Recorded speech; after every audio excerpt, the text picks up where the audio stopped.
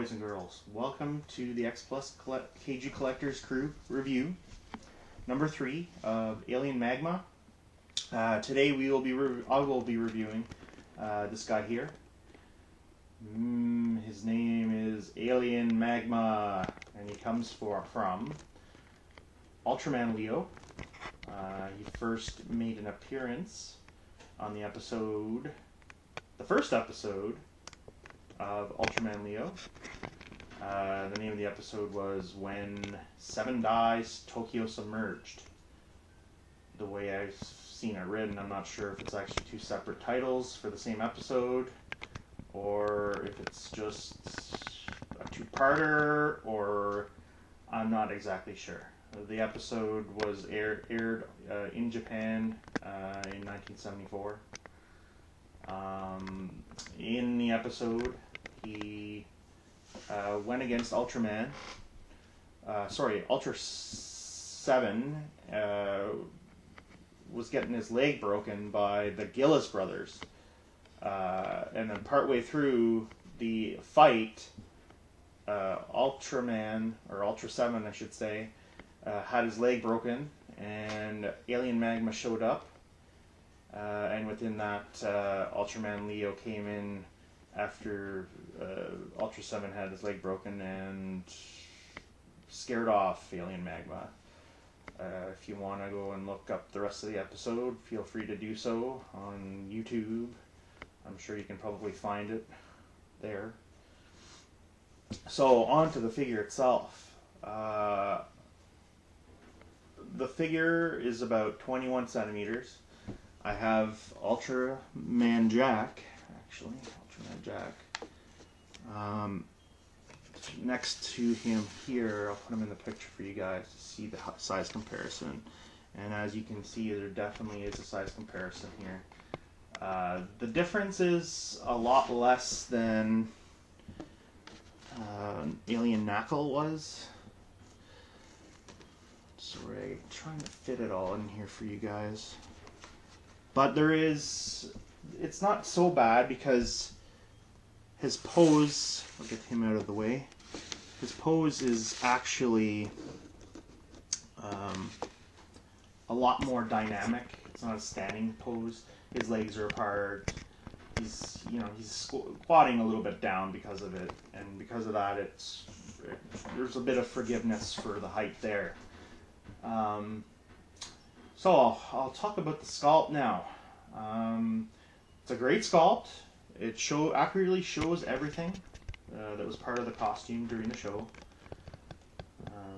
It almost looks like he's wearing a chastity belt, and he's got like bracers, and he's got his large sword there, his magma saber it's called, and the little things around his boots there, they almost look like cowboy boots, the top of cowboy boots.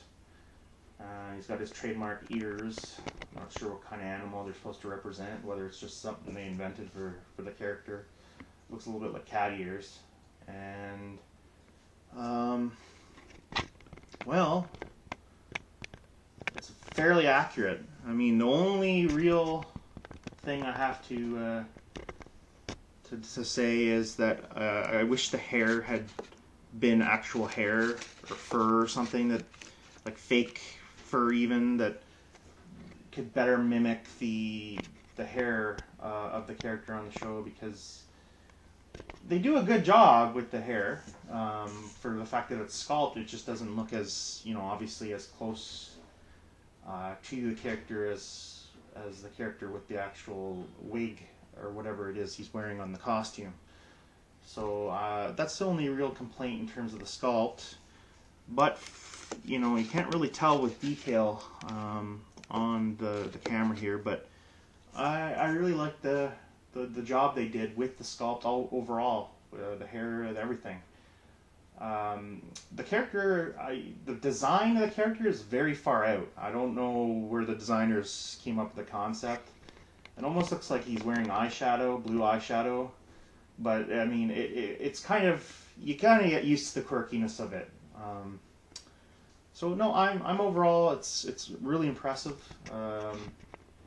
Now, as I mentioned before, the size is better than Alien Knuckle. So a little happier with the size on this one. It's a little taller than Alien Knuckle, so overall I'm happy. Now the paint. The paint is what you'd find typically in an X Plus figure. It's, you know, it's what it is.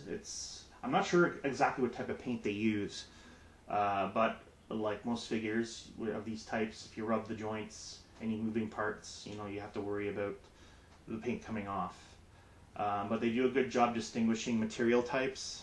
If you noticed here, like his shirt or whatever is actually a lot less shiny compared to the Magma Saber. You know, obviously because of the type of paint and the color and whether it's metallic or not, they do a good job there. I'm going to turn the figure around here because there's something I forgot to mention about the sculpt, whether this is just deliberate or not, but it does show the zipper, the trademark zipper, and it even shows the fold there. I don't know how this worked for this costume, but I don't know if there's a zipper that was supposed to go here, but you know, it could just be that that's the type of monster it was, that it was not as extensive in that regard because it was a little less obscuring than the bigger monster costumes, things like that. Now, the posability. I mentioned before on the other two reviews, Ultraman Jack and Alien Knuckle do have rotating arms and legs, or at least the wrists rotate and the ankles and feet do. I'm not seeing a whole lot of movement on the Alien Magma figure.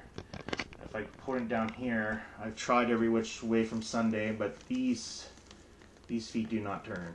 I'm assuming it's because it's not a standing figure, that they just have it locked in that position, because there'd be some pretty weird positions if their legs were apart and they were twisting the ankles.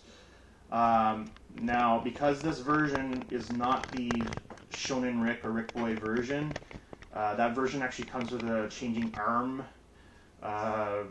Alien Magma had a hook hand in the movie. He could transform his left hand into a hook.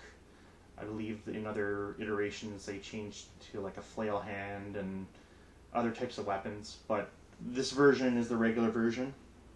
And the only movement I was able to find is that this arm actually moves, it swivels, there's like a joint right here at the shoulder. No other movement as far as I can tell.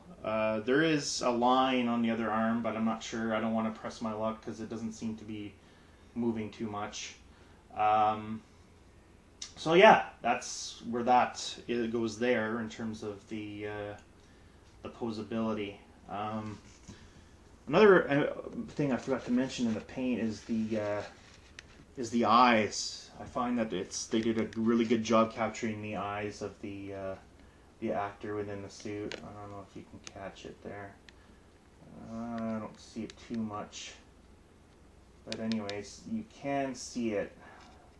Whether it's the light, I'm not too sure, but you can make them out. Oh, actually, you can kind of make them out there, and they really capture that. And whoever the actor was that they portrayed, like that they based it on, they did a really good job making them look sort of menacing within the costume itself. So the X Plus managed to capture that well.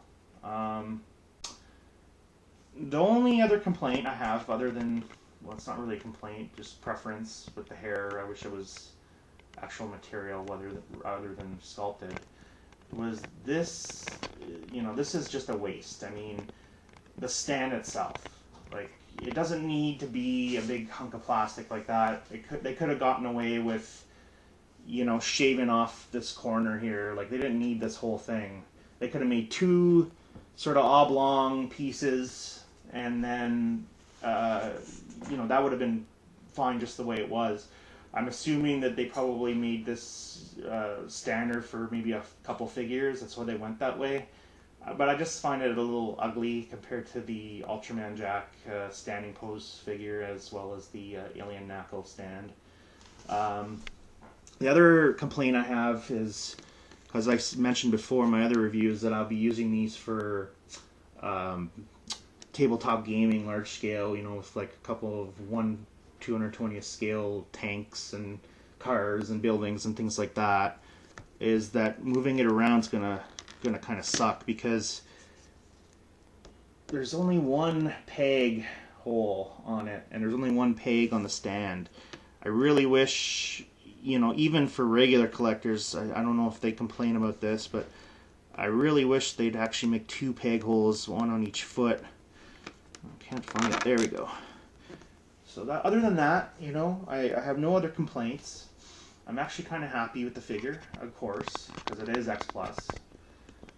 These, you come to expect the sort of quality that you get to pay, and that you pay for, I should say, and then that's what you get. You get a top-of-the-line quality sculpt, statue, but it's, you know, a really good statue. Other than that, I'm going to give you guys another look over. I'll rotate the figure one more time. So, let's give it one more look over here. Okay.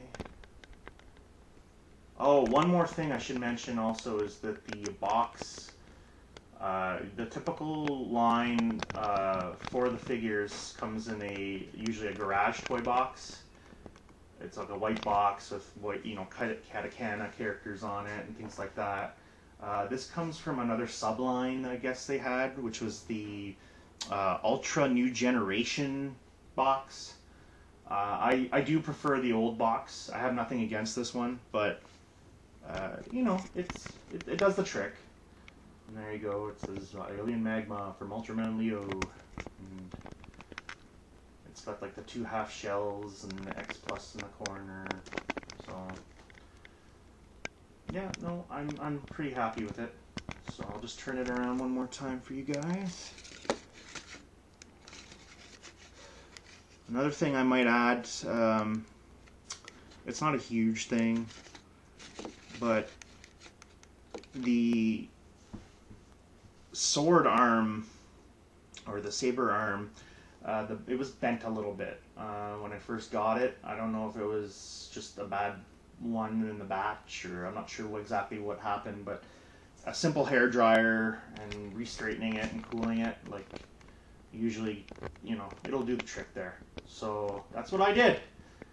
So next review will be the Ultraman, from the Ultraman series, the original Red King, the very first Red King with the kind of more darkish eyes. And after that, I'll be starting Gashapon's reviews, and then maybe I'll get even into the muscles. I'll do a few 80s muscle reviews. Although there's not really much to review on them, I'll at least go through them all. So with that said, I hope you enjoyed the review. If you have any questions or comments, post it in the section below the video. And I guess, boys and girls, peace out.